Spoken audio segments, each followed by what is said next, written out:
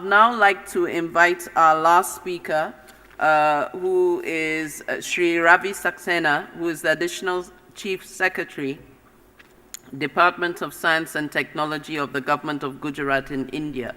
And he's going to speak to us about open government issues, not necessarily from the perspective of the Gujarat state, but looking at it overall from the point of view of the user and the practical dimension of it. Thank you very much. If you could go ahead.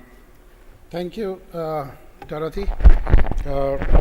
Distinguished members of the panel, distinguished members of the audience. First of all, I'd like to thank the WITFOR, the World IT Forum, for giving me this unique opportunity to be here, right in the first plenary, to discuss a subject as exciting as open data, open government. I'd like to submit right at the outset, the technology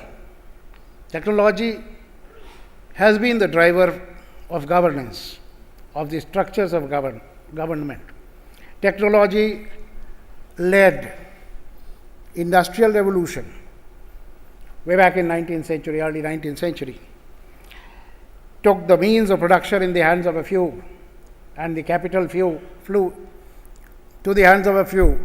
and that divided the world into the communist and the capitalist, and the structure of governance, the democracy that we have today. It all emerged from there to prove the point that in spite of the flow of the capital, the people's rights are better protected, and for quite some time now, we have been debating on which is a more welfare form of governance, and it all emerged from the technology. I'd like to imagine or submit that information and communication technology revolution that we are witnessing today is the second such watershed in the history of humankind. The power that information is going to put in the hands of people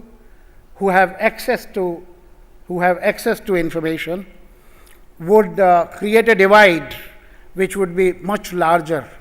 than what the flow of capital could do during as a result of the industrial revolution. And it is in that context that I'd like to submit that unless we take care of this impact of the technology, impact of the information and communication technology on the paradigm that governance is today, perhaps we would be left behind the needs and the desires and the aspirations of the people to not only participate, collaborate, but to drive the governance. I would say the time has come when citizen-centric governance is becoming increasingly obsolete, and citizen-driven governance